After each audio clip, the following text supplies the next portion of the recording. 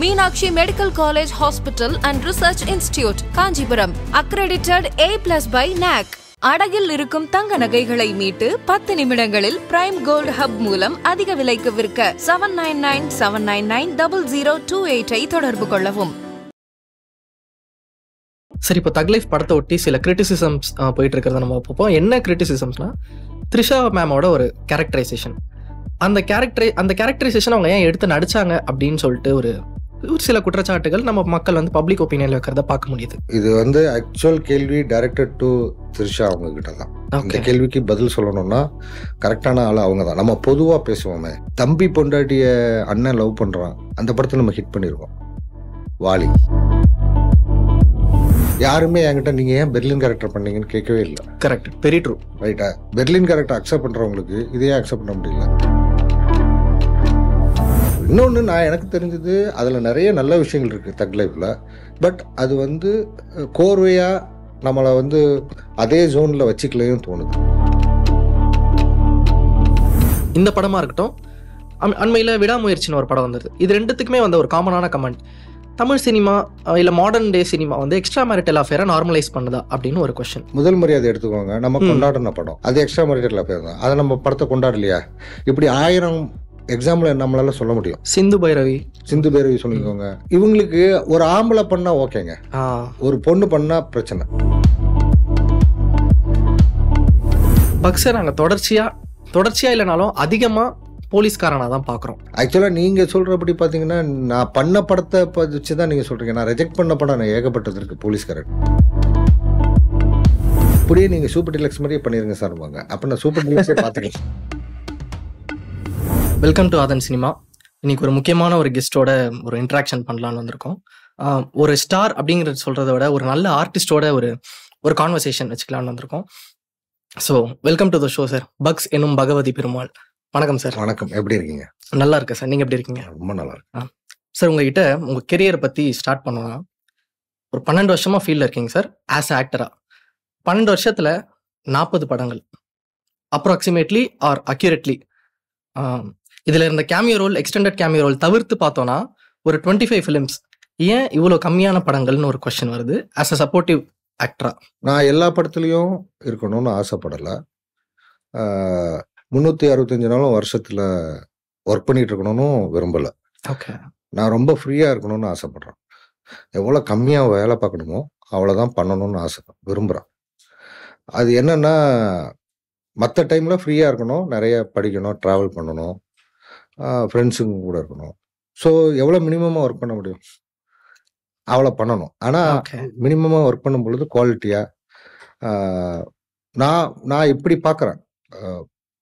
Bugs ஒரு படத்தில் இருக்கேன்னா நம்பி போகலான்னு ஆடியன்ஸுக்கு ஒரு நம்பிக்கையோ ஒரு ஐடியா வருது இல்லை, அதை கிரியேட் பண்ணணும்னு பார்க்குறேன். ஓகே. அது 94% நான் அச்சீவ் பண்ணியிருக்கேன்னு நம்புகிறேன். ஒரு 10% ஸ்கிரிப்டாக கேட்கும்பொழுது நல்லாயிருக்கும். ஒர்க்கிங் ப்ராசஸில் அது நம்ம நினச்ச அளவுக்கு வராது, அது நம்ம கையில் இல்லை.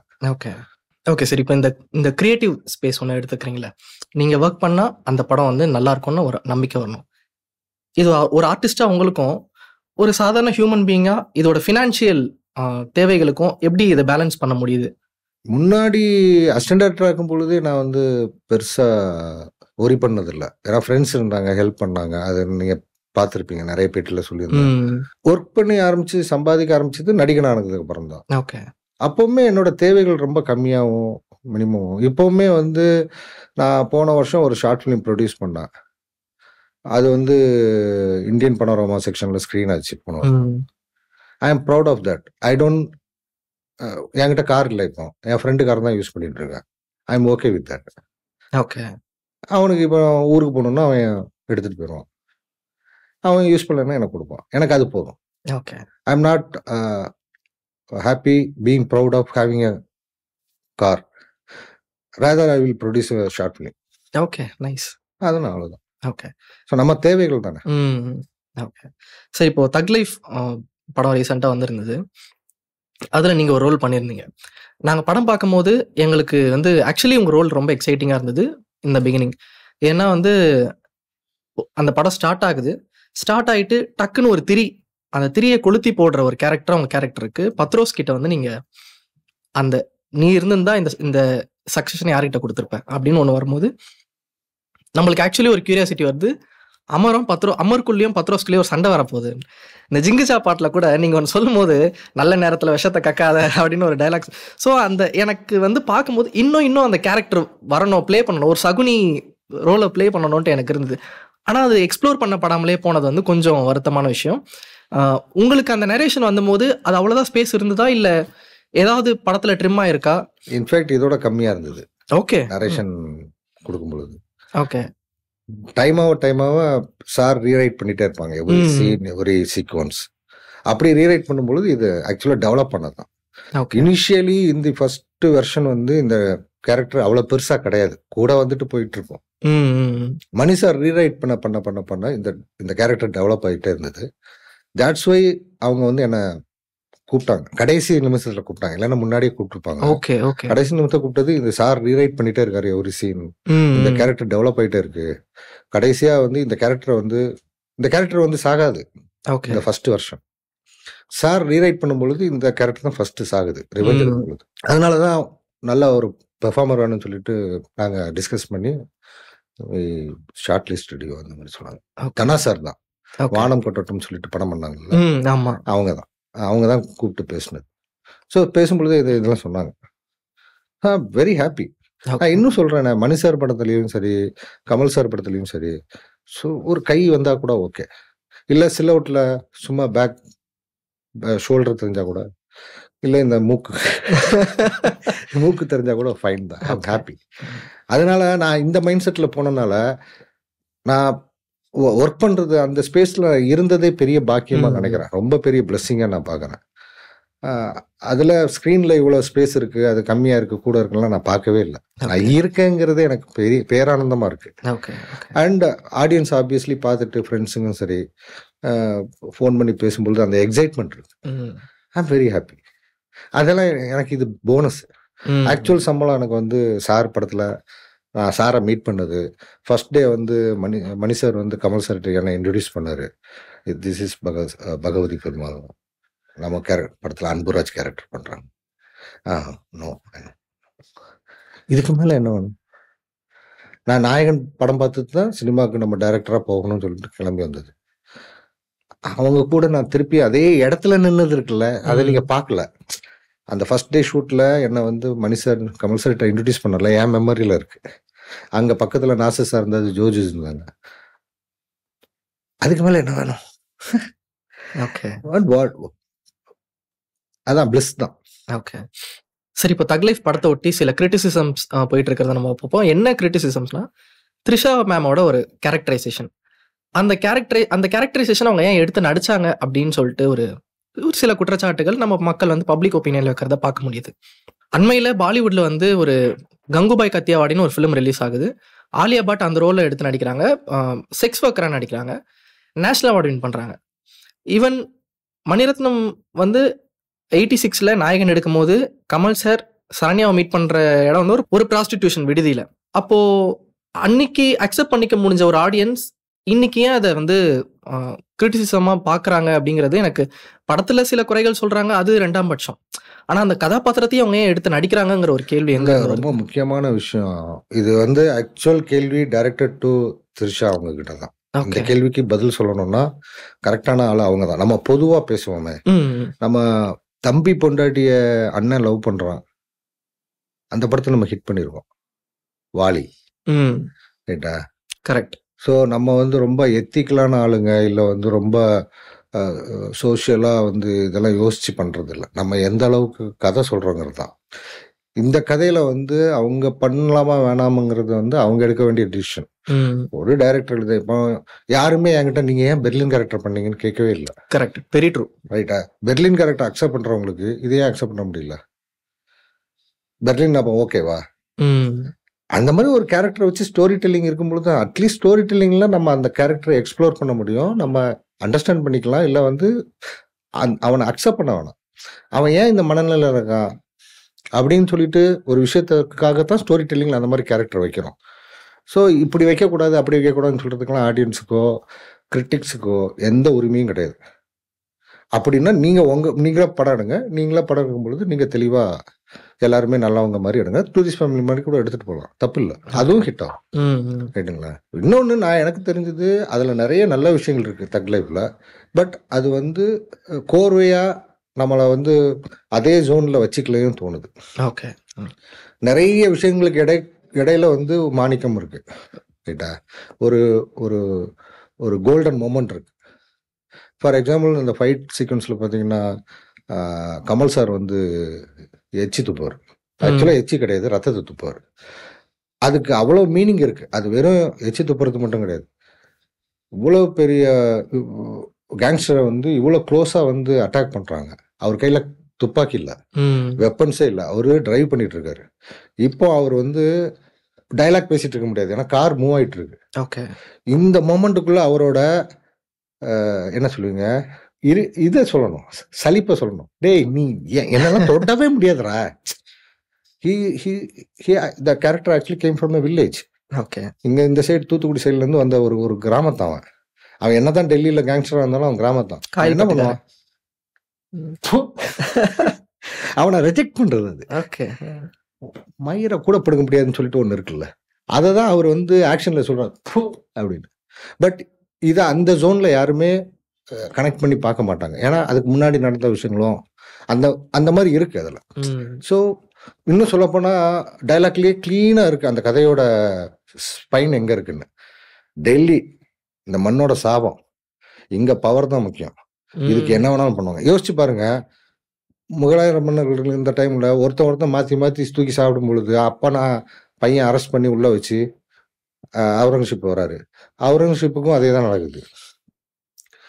போகும்பொழுது என்ன அப்படியே விட்டுருவாங்களா? இருக்கிற எல்லா பொண்ணுங்க எல்லாத்தையுமே அவங்க எடுத்துப்பாங்க. அதுல வந்து எந்த எத்திக்ஸும் மாரலோ எதுவுமே இருக்காது. அதோட டூப்ளிகேஷனா தான் இந்த ரைட்டிங் இருக்கு. ஓகே. இது ரியல் லைஃப்ல நடக்குமா, நடந்தா கரெக்டா, அண்ணனா தம்பியா, பையனா அப்பாவா, அது இங்க தேவையே படலை. பட் நான் இப்படி சொல்லுவேன், அதை நான் அந்த தவறை வந்து நான் ஆடியன்ஸ் கிட்ட விட மாட்டேன். அஸ் எ ஃபிலிம் மேக்கரா நம்ம கரெக்டா சொல்றதுல தான் இருக்கு. ஓகே. ஓகே. அதே மாதிரி இன்னொரு இந்த கான்ட்ரவர்சியை தொடர்ந்து இன்னொரு குற்றச்சாட்டும் மக்கள் வச்சாங்க. இந்த படமா இருக்கட்டும், அண்மையில் விடாமுயற்சின்னு ஒரு படம் வந்தது. இது ரெண்டுத்துக்குமே வந்த ஒரு காமனான கமெண்ட், தமிழ் சினிமா இல்லை மாடர்ன் டே சினிமா வந்து எக்ஸ்ட்ரா மேரிட்டல் அஃபேரை நார்மலைஸ் பண்ணுதா அப்படின்னு ஒரு கொஸ்டின். மணிரத்னம் சார் வந்து இதுக்கு ஒரு விளக்கம் கொடுத்துருந்தாரு. இது சிமிலரான ஒரு கொஸ்டினுக்கு. இது வந்து பொதுவாக இந்த ஏஜ் டிஃப்ரென்ஸாக இருக்கட்டும், இல்லை இந்த மாதிரி அஃபேர் விஷயங்களாக இருக்கட்டும், பொதுவாக மக்கள் மத்தியில் இருக்குது. அதை நாங்கள் ஒரு எடுத்து ஃபிலிமாக பண்ணுறோம். நீங்கள் மக்கள் மத்தியில் அது இருக்கும் போது நீங்கள் அது வந்து கடந்து போகிறீங்க, இல்லை வந்து அதை ஜட்ஜ் பண்ணுறீங்க, வாட் எவர். ஆனால் ஸ்க்ரீனில் காட்டும் போது அதுக்கு நீங்கள் ஒரு பாகுபாடு காட்டுறீங்க, அது கூடாது அப்படின்னு ஒரு விஷயம் சொல்கிறாரு. எனக்கு என்ன டவுட் வருதுன்னா, தமிழ் சினிமா தான் வந்து எக்ஸ்ட்ரா மேரிட்டல் அஃபேரை நார்மலைஸ் பண்ணுதா என்ன அப்படிங்கிற ஒரு கொஸ்டின் வருது. நீங்கள் அதை எப்படி பார்க்குறீங்க? எனக்கு புரியலை. இந்த மாதிரி கேள்வி கேட்குறவங்க வந்து என்ன மாதிரி மைண்ட் செட்டில் கேள்வி கேட்குறாங்க. எதுக்குன்னா, நீங்கள் எதுக்கோ பதில் தேடி இந்த கேள்வி கேட்கணும். என்ன பதிலாக இருக்க முடியும் அவங்க கேட்குற கேள்விக்கு? எனக்கு தெரியல. ஓகே. ஏன்னா முதல் மரியாதை எடுத்துக்கோங்க, நம்ம கொண்டாடின படம். அதில் ஒய்ஃபு கூட அவருக்கு செட் ஆகலை. அந்த பொண்ணு, அந்த லேடி வந்து ஒரு இரிட்டேஷன்ல இருப்பாங்க, எப்பவுமே இவரை இன்சல்ட் பண்ணிகிட்டே இருப்பாங்க. ராதா அம்மா அவங்க கேரக்டர் கூட அவருக்கு ஜெல் ஆகும்.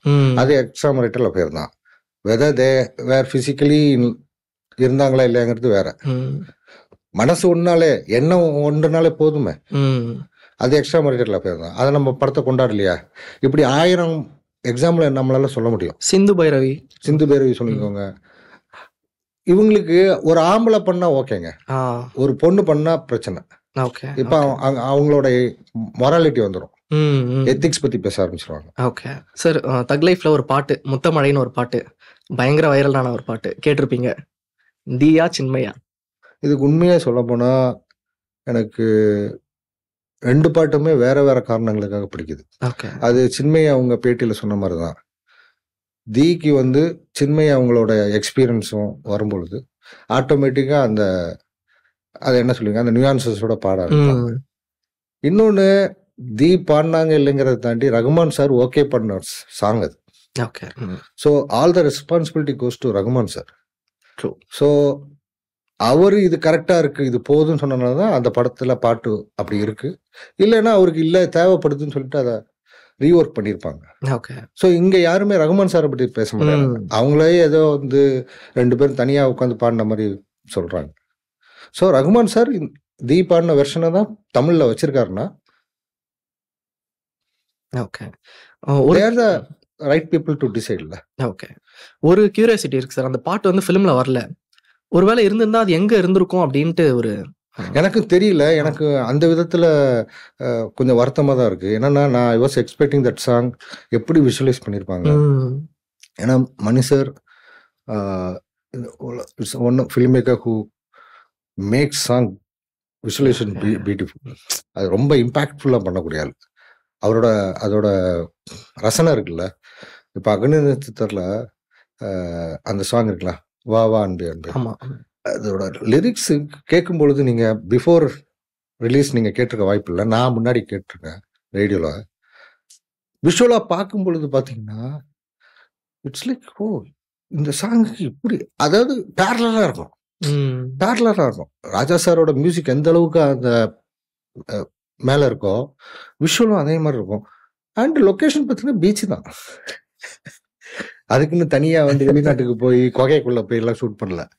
அவர் வந்து வெறும் பீச்சை தான் ஷூட் பண்ணிக்க. அதில் ஒரு சின்ன சேர் போட்டிருப்பாரு, உடன் சேரு, அவ்வளோதான். அதோட ஆங்கிள், அதோட ஒரு கிளாஸ் போட்டிருப்பாங்க, பிளாக் கிளாஸ், அவ்வளோதான். But the way he sees in அந்த ஒரு போரிங் பீச்சில் அந்த ஃப்ரேமிங் தான் முக்கியம். அது பிசி சார் பண்ணும் பொழுது இன்னும் சூப்பராக இருக்கு. ஸோ இப்படி கண்ணால சாங் எடுத்துக்கோங்க, அதோட கிராண்டியர் வந்து எமோஷனில் இருக்கு. இப்படி ஹம்மா ஹம்மா சாங் சொல்லிட்டே போகலாம். ஒரு படத்துலேயே எல்லா சாங்குமே சொல்லிட்டு போகலாம். அதனால ஆனால் ஃபார் சம் ரீசன் எனக்கு தெரியல, சாருக்கு போர் அடிக்குதோ நம்ம அவர் பண்ணி வாங்கடா நான் வந்து கதை சொல்றேன்டா அப்படிங்கிற ஜோன்ல இருக்காருன்னு தோணுது. இல்லைன்னா அவர் வந்து ரகுமான் சாரோட பெஸ்ட் ஆல்பமா நான் பாக்குறேன். கடலுக்கு அப்புறம் எனக்கு தெரிஞ்சு ரகுமான் சார் வந்து ஆல்பமா பண்ணது எனக்கு தெரிஞ்சு இந்த படம் தான். So I was expecting like a normal audience. அதில் டிசப்பாயின்மெண்ட் தான். அது இல்லாது அட்லீஸ்ட் வந்து யூடியூப்லயாவது ரிலீஸ் பண்ணலாம். ஆக்சுவலி அதை ஷூட் பண்ணிருக்காங்களா இல்லையாங்கிறது ஒரு क्वेश्चन பண்ணேன்னு தோணுது. அதேதான் தெரியல, எனக்கு தெரியல. கமிங் பேக் டு பக்ஸோட ஃபிலிமோகிராஃபிக்கு, பக்ஸை நாங்கள் தொடர்ச்சியா இல்லைனாலும் அதிகமா போலீஸ்காரனா தான் பாக்குறோம். எதனால யாராவது சொல்லியிருக்காங்களா நீங்க யூ லுக் லைக் அ காப்? நான் வந்து நீங்க நடுவில் கொஞ்சம் பார்த்துக்கணும் பார்த்தீங்கன்னாலே போலீஸ் கட் தான் அடிச்சிருப்பேன். நார்மலி எனக்கு வந்து நிறைய ஹேர் வச்சிருந்தா கோல்டு, சளி பிடிக்கும். அதனால நான் ஷார்ட் கட் தான் பண்ணுவேன். பட் தெரியல, நம்ம இதில் ஒரு டைப் காஸ்ட் இருக்கு. ஆக்சுவலாக நீங்கள் சொல்கிறபடி பார்த்தீங்கன்னா நான் பண்ண படத்தை வச்சு தான் நீங்கள் சொல்கிறீங்க. நான் ரிஜெக்ட் பண்ண படம் நான் ஏகப்பட்டது இருக்கு போலீஸ் கேரக்டர். ஓகே, அப்படியே நீங்கள் சூப்பர் டிலக்ஸ் மாதிரியே பண்ணிருங்க சார் வாங்க, அப்போ நான் சூப்பர் டிலக்ஸே பார்த்துக்கலாம். அது பண்ணுறது இல்லை. Okay. So for some reason அவங்களுக்கு அது கனெக்ட் ஆகுது, கிரியேட்டர்ஸுக்கு, டைரக்டர்ஸுக்கு. பட் எனக்கு வந்த கேரக்டரில் எனக்கு தெரிஞ்சு நான் பண்ண கேரக்டரில் வேரியேஷன்ஸ் இருக்கு. அது டெஃபினட்டா இருக்கு. பட் ரைட்டிங்ல இருந்து தான் கிடைக்குது. Meenakshi medical college hospital and research institute, Kanchipuram, accredited A+ by NAC.